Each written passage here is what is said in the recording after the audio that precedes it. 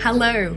Grab your favourite mug and settle on in with the latest from 68 Cups of Blueberry Tea with your host, Gabrielle Knipe. This mug in particular has ventured back with me from Western Australia. In Rottnest Island, we got to encounter the quokkas. Look at these little guys. Aren't they the cutest?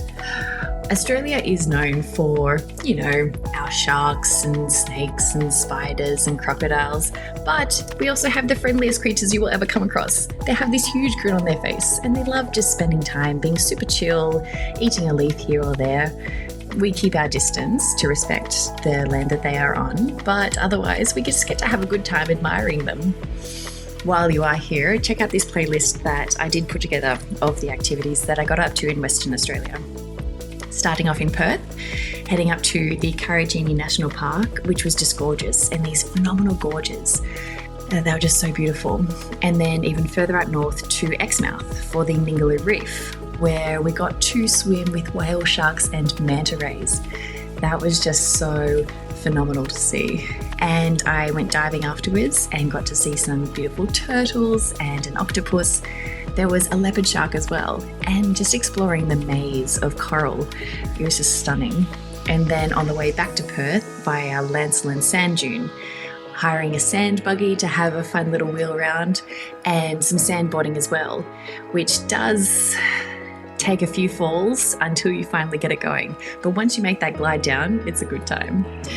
And also while I was there, I sat down with the dynamic duo behind Colorado Coffee, Paulo and Miranda, who have transformed their passion for Colombian coffee into a mobile adventure across Australia. From the lush mountains of Andes and Antioquia in Colombia, to serving specialty brews from custom-built Land Cruiser 79. Their story is a testament to resilience, creativity, and the pursuit of dreams. Let's go. Paulo, Miranda, thank you for joining me here at the Roadhouse and of all the places in Western Australia. It's great to have you here with me, and we are here to learn about you serving up coffee to Western Australia. So, choosing to operate from a custom-built Land Cruiser instead of a traditional cafe is very bold. What inspired this mobile adventure, and how did it all come together? It came together end of 2022, beginning of 2023. But when you ask us that question, I have to go back to origin, where I grew up. I grew up in Colombia, in the coffee region, close to a farm. My family, the coffee farmers. So I grew up in town, but always with access to the coffee farm. So always dreaming about bringing coffee to Australia. And a couple of years ago, we made it possible. Miranda and I built this dream and start traveling the country. We'd say we can put coffee and adventure together, and that's what we've been doing the last couple of years. And well, today is your 22nd month on the road. Yeah. Wow. It's a very special day today. A little bit longer than you anticipated, I believe. A little bit longer than I anticipated. I think you left with probably at least 2 years in mind. Yeah. So, Australia's a big place. Yeah. So how do you source your coffee beans, and what makes your sourcing process unique? First, I speak Spanish as a native language, so we have communication directly with the farmers. My family, they are farmers. I have a lot of friends, coffee farmers. So we went straight to origin, and I've been working in the coffee industry in Australia for 8 years. So during that time, I got to make some contacts as well. And the day that we built this dream, everything came together, and we contact directly the farmers in Colombia, a community, indigenous community in Cauca in Colombia. Here we are, we are serving and representing Colombian farmers around Australia. Yeah, and so being on the road, what brought that about? Rather than maybe just setting up a cafe on the Sunshine Coast, what brought it about putting it on the road? We went to Melbourne in Melbourne International Coffee Expo 2022, looking for inspiration to open a coffee shop. That was my plan since I always dreaming about opening a coffee shop first. That was my dream, my intention. Like if I can bring coffee from my region and sell it in my own coffee shop, I'll do that. But that time, I met Miranda, and she came to my life, and my dreams became our dreams, if I could say that. And she was on board, and then we met Espresso 79, which is a company in Gold Coast that they build espresso bars for 79 series. We asked for an appointment, and we went to visit them in November 2022. And since that day, the idea came to our mind, like we need to make this happen somehow. Like we would love to do this, as we love adventure and we love sharing flavor with people.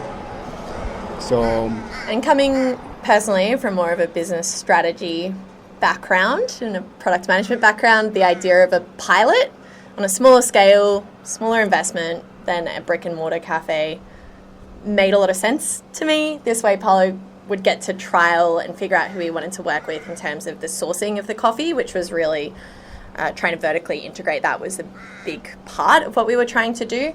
And this allowed us to do it on a smaller scale while continuing to see Australia. We were about to start our marriage together as well, and I knew if Paulo was working in a cafe, I'd hardly see him because he's deeply committed to the quality of his coffee. So once you have employees involved, a brick and mortar, I knew that would be us for 4 to 5 years at least. Whereas this way, we get to spend a lot of time together. We just run it with the two of us, and we've also got to meet some fantastic people along the way. Yeah, well, even how, through this mode of operating, can you define a connection that you do have with your customers being out on the road and in the open? well, we're very lucky. We feel very welcome everywhere we go in Australia, and coffee connects. Like we make friends everywhere we go. Not only because of coffee, also because we like people and we like to share with people. So, yeah, we feel very welcome everywhere in Australia. And I think often in regional and rural areas, they haven't ever tried specialty coffee. We've been to a lot of places where people have said to us, you can't leave. This is the best coffee I've had in my life. They've never had single origin before. They thought Merlot was the best that it ever got because that's all they'd ever had access to. And so we have this really wonderful privilege of bringing a really high quality product to people who might not otherwise get to experience that. And there's something special too about drinking your coffee outdoors and in rural and remote places where you might not expect to find it. Well, what is the journey of a coffee bean from farm to cup at Colorado It's Coffee? such a long journey. Like it could take up to 60 days since they leave farm. So a couple of months. It's such a long way to get to Australia, but it leaves the farm, it goes to Huila, Colombia, and then from Huila goes to port on the coast, on the Pacific coast in Colombia. And after it goes 35 days on the Pacific Ocean across Australia. And it makes the way all the way to Melbourne. And from Melbourne, they send it to North Lakes, which is between Sunshine Coast and Brisbane. And from North Lakes, that's where they roast our coffee. We work with the wonderful roaster Semi-Pro. We work with Semi-Pro. They have a roastery in North Lakes, and from there, they send it to us to our account in the Australian Post Office or to our customers around the country. That's the journey until it gets to the cup and we get to share a delicious coffee with our friends and customers. Nice. And so Colombian coffee is renowned worldwide.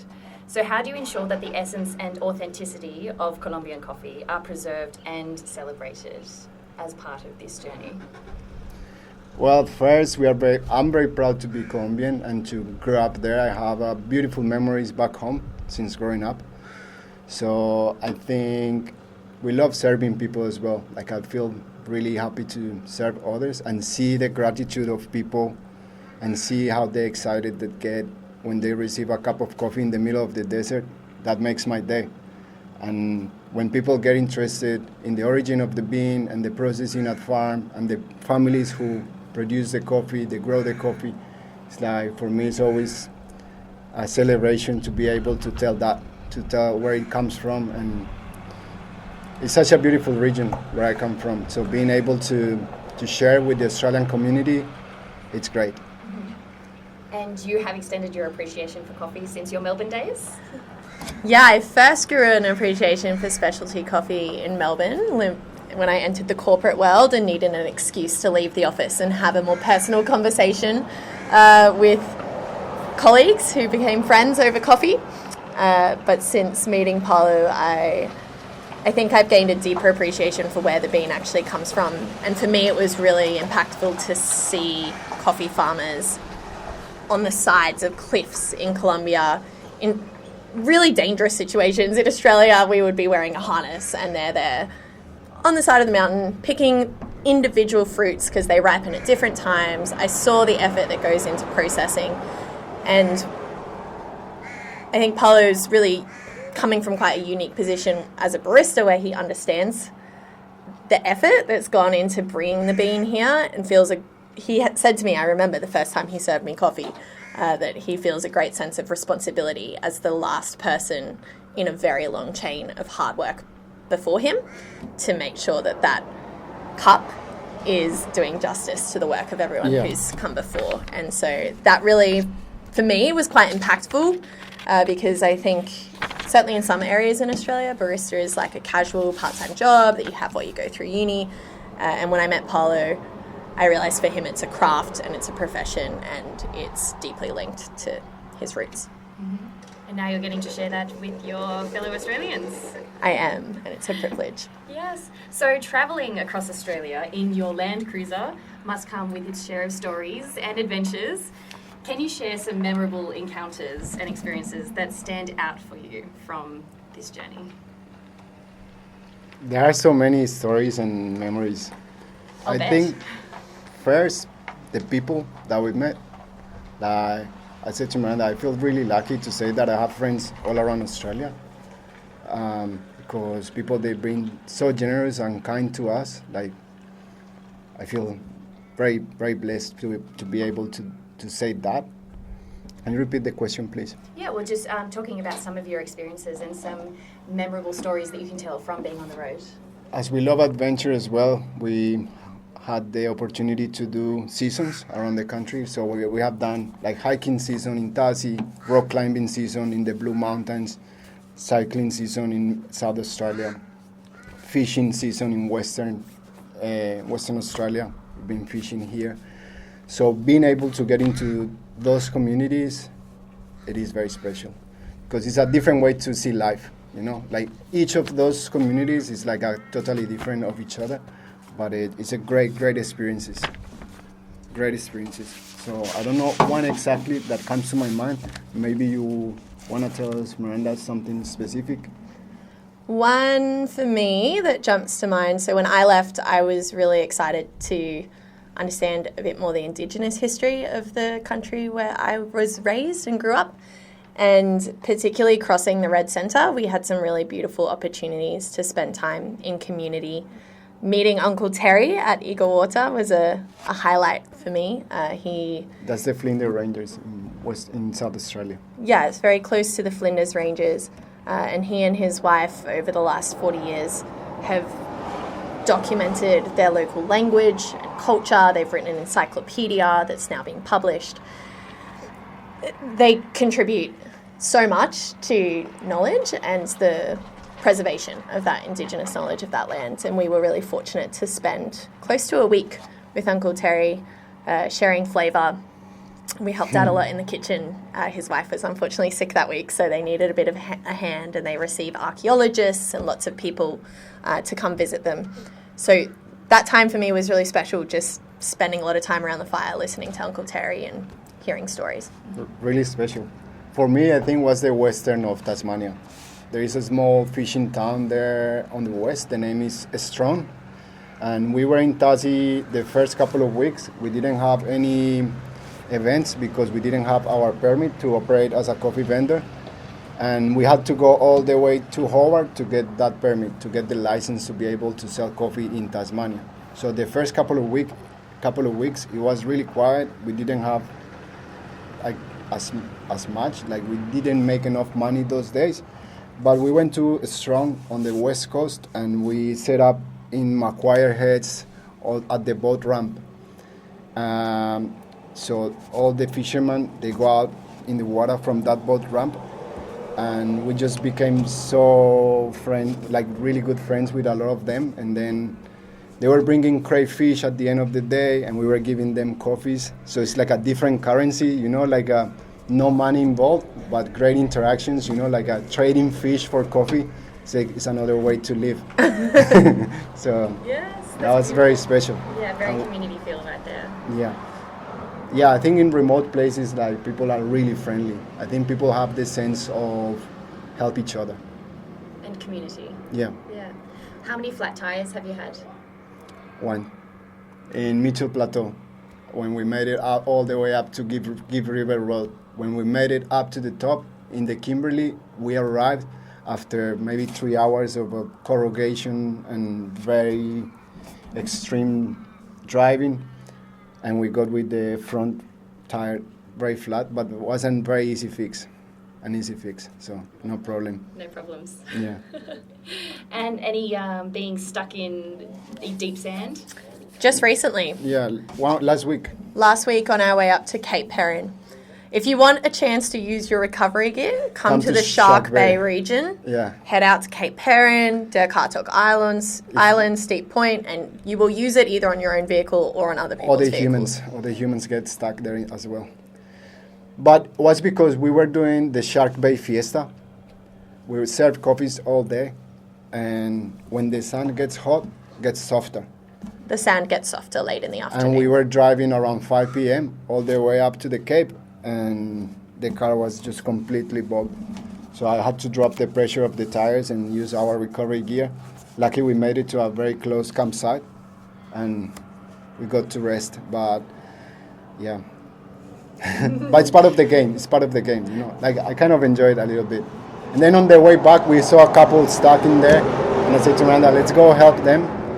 So we had some action from others as well. Paying it forward. Always. Yeah, help each other.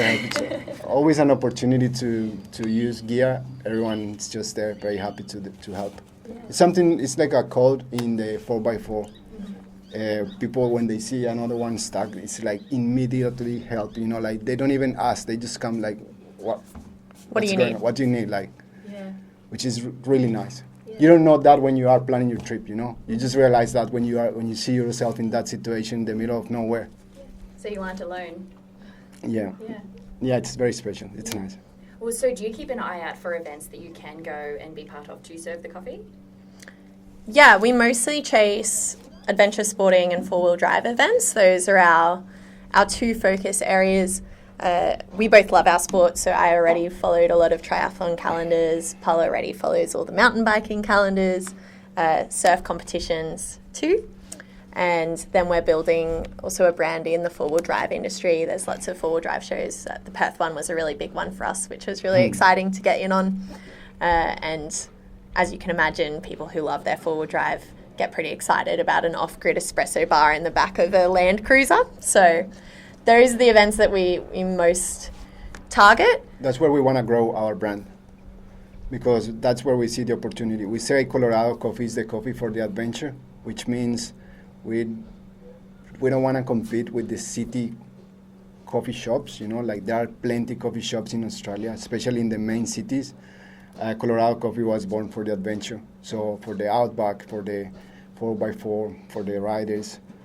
And our setup is quite unique in that we can run off-grid. And we want to encourage people to make and drink really good coffee doing great adventures, because you cannot rely in a coffee shop or in a petrol station for your coffee. And then you complain, say, I spent $7 buying a crap coffee at the petrol station. And say, of course you did. But if you make your own coffee, and if you take the effort and the time to brew delicious coffee before your adventure, you're going to have a great time.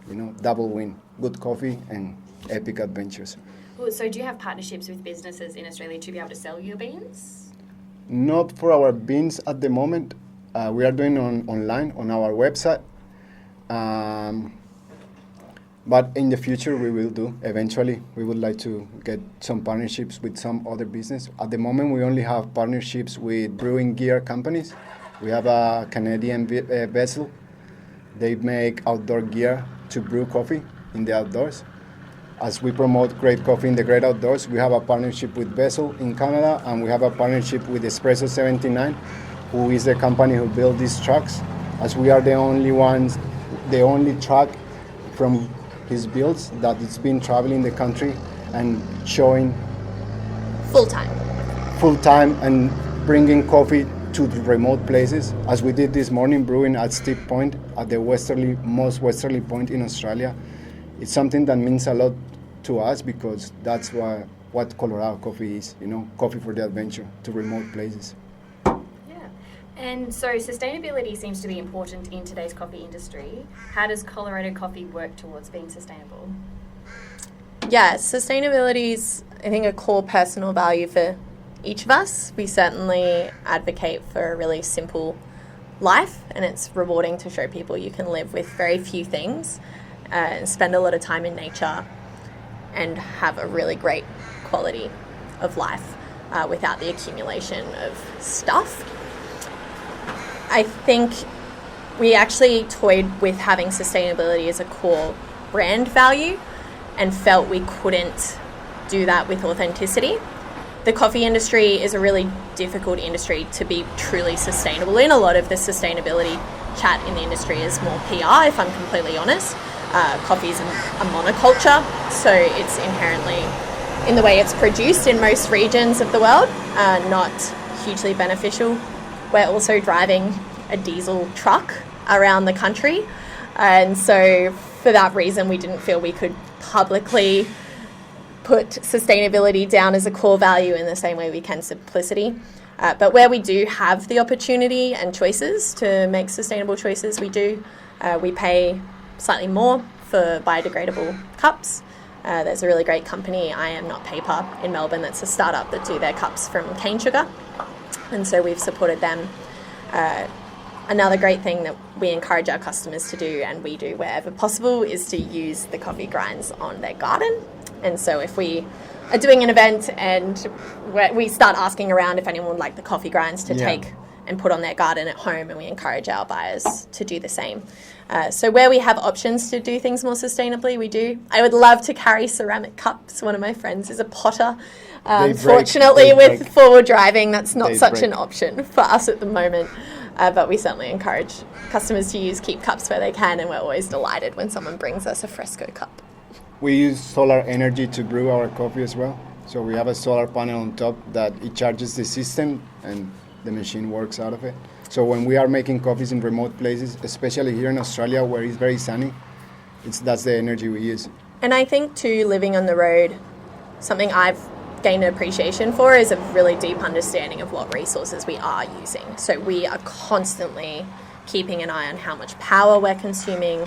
We know exactly how much water we're using, in a way that when you're living in a house, you usually just turn on the light or you turn on the tap without thinking about that consumption. And so I think we're modelling sustainability in our lifestyle in different ways. I think so too. What is your go-to coffee? I drink espresso to start my morning, and then I go filter V60. So mostly black coffee. Yeah. If we were to go to a cafe, we would order a double espresso and ask that they split the shot.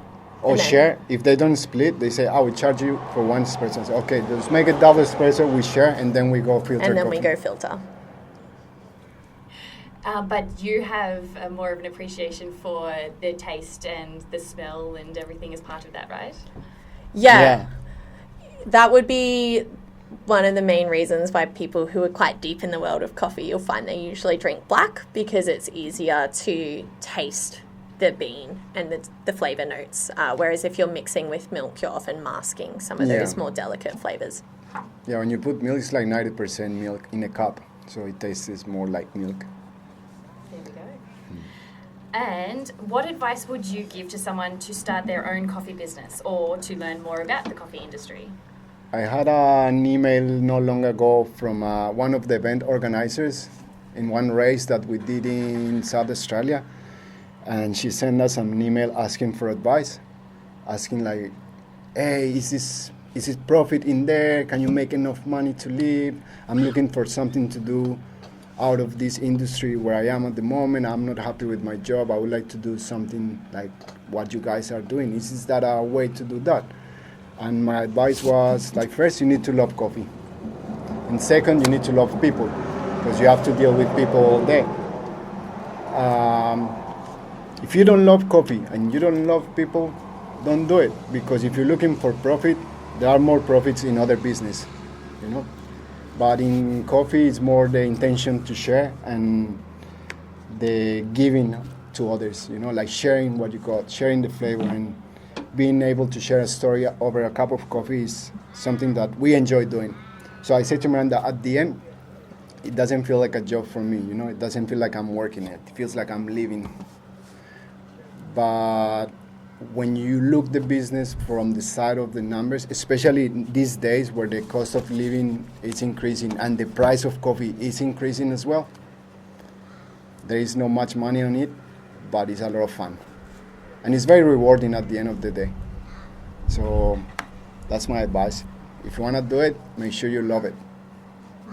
Yeah. And so for the next 3 to 5 years, where do you see Colorado coffee? Colorado coffee will be the coffee for the adventure in Australia. So our brand will be recognized around the country in the adventure communities, such as 4x4 or runners, triathletes, all different adventure sports around the country. And we want to keep the track to do the big events, the shows, the 4x4 shows. We also want to do trips to origin. That's another way to support my community back home as well, because the last 10 years, since my generation onwards, things have been changing in the coffee industry in Colombia. Like back then, you couldn't find an espresso machine in Colombia. Nowadays, for us, it is like a normal thing to find a good coffee shop in Colombia, and you can find farms where you can go and see the processing, and you can enjoy coffee and see coffee from inside. So we want to do that with our customers and also with our friends from the coffee industry, because we know few baristas in Australia that they would love to go back, or they would love to go to origin. So we want to facilitate that with Colorado coffee. As we have experience in hospitality, we want to host and we're going to show people how we grow coffee there during the coffee harvest that goes from August to December. So it's just for a few months. I think that's it. We want to focus. Financially, what our goal is to grow online sales, so that we can focus on the big events. That's obviously quite up and down in terms of income stream, and so the greatest way that we encourage people, if they want to support us, is to head onto our website and subscribe to receive our beans, because that's something that's steady that we know is also coming through. And realistically, the greater we can grow our volumes in terms of our importation of beans, the more small farmers we can support. And I think a goal that Paulo talks a lot about is being able to support more farmers in his specific hometown and region. There's particularly a new generation of coffee farmers in Colombia that are starting to experiment more in terms of their processes. They're starting to use stainless steel and upgrade their facilities. And if we're able to pay above market price, which is what we do, is we pay the farmers directly above what they would receive from say an intermediary that they could otherwise sell to, by working with them directly, they're able to actually earn enough to reinvest in their processes and improve the quality of their coffee. And so I think that's the real driver behind us wanting to increase our volumes, is so that we can have a greater impact in origin. Supporting back home in Colombia. Yeah, that's the intention. So that our mission is to support small-scale farmers in Colombia and brew for the adventure in Australia. And in the meantime, you are headed back to the East Coast, I believe. Slowly. We've got another month up in Exmouth, which we're really excited for. We fell a little bit in love with the Ningaloo Reef last season, and so have extended our time in WA so that we get to spend some more time back up there. But then it's back to Perth to pick up our bikes that we've left with a friend there and cross the Nullarbor. It's not the only, Australia is large, but it is a very classic part of the Aussie lap that we haven't done yet. And so that feels like the right way to make our way home with the ambition to be home for Christmas this year. It's been a few Christmases away from family, so it would be very nice to celebrate with family in Queensland. That's amazing. Well, thank you so much for your time, and onwards for you to Carnarvon and Jereen Bay for us. Enjoy. It's thanks beautiful. for having us, and thanks for making the time to be here. Absolutely. We're very glad we made it too. Yay. All the best. Bye. Thank you so much. As a combination of embracing Paulo's roots and embracing adventure, Colorado Coffee has created a unique coffee experience that connects cultures and communities. I myself have purchased some Colorado coffee to share with my brothers and my father, and I think they will really appreciate it. And I am grateful to have captured the story that comes with it. Thanks for joining me. I'll catch you for the next one. Bye for now.